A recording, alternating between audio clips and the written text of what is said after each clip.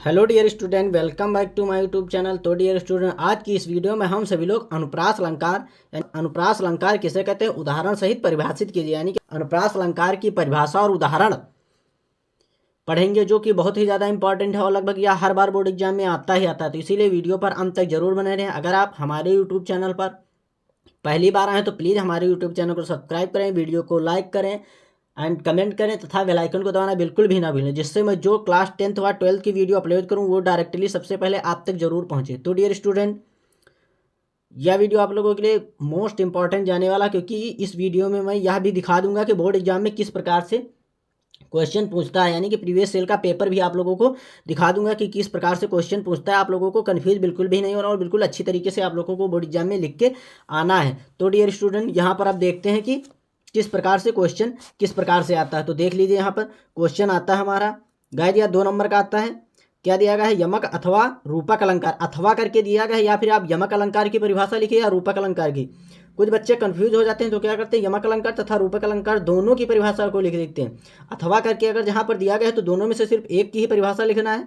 तो क्वेश्चन हमारा पूछता है यमक अलंकार अथवा रूपक अलंकार का लक्षण और उदाहरण लिखिए। या बिल्कुल गाइज इसी प्रकार से क्वेश्चन आएगा, तो आप लोगों को कंफ्यूज बिल्कुल भी नहीं होना है। यहाँ पर हम पढ़ेंगे अनुप्रास अलंकार, और पेपर में क्या पूछा, यमक और रूपक अलंकार। तो शायद अब की बार अनुप्रास अलंकार की परिभाषा पूछे, तो इसलिए आप लोगों को अच्छी तरीके से तैयार करके जाना है। तो सबसे पहले हेडिंग डालेंगे अनुप्रास अलंकार और लिखेंगे काव्य में जहाँ एक ही व्यंजन, यानी कि व्यंजन का क्या अर्थ है, स्वर और व्यंजन दो प्रकार के होते हैं। जहाँ पर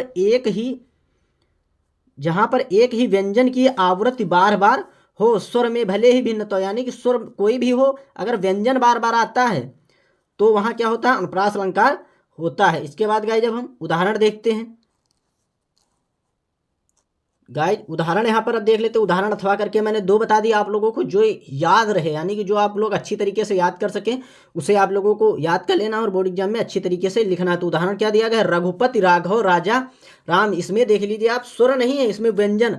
देख लीजिए रा कौन सा हमारा व्यंजन है ना, रा यहाँ पर भी आया, यहाँ पर भी आया, यहाँ पर भी आया, यहाँ पर भी आया।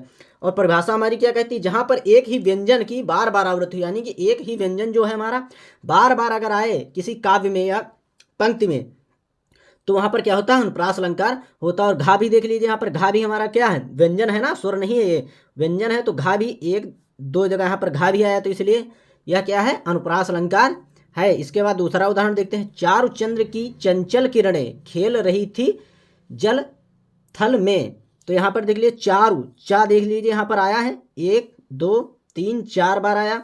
और ला यहाँ पर भी देख लीजिए, एक यहाँ पर आया, दूसरा यहाँ पर आया, तीसरा यहाँ पर आया, यानी कि ला भी 3 बार आया। और चा और ला हमारे क्या है, ये व्यंजन है, ये स्वर नहीं है, तो इसलिए हमारा क्या हो गया, ये अनुप्रास अलंकार हो गया। यहाँ पर एक हेडिंग डालेंगे स्पष्टीकरण, और उसके अंतर्गत लिख देंगे इन पंक्तियों में रा घा व चा शब्द बार बार आया है, इसलिए यह अनुप्रास अलंकार है।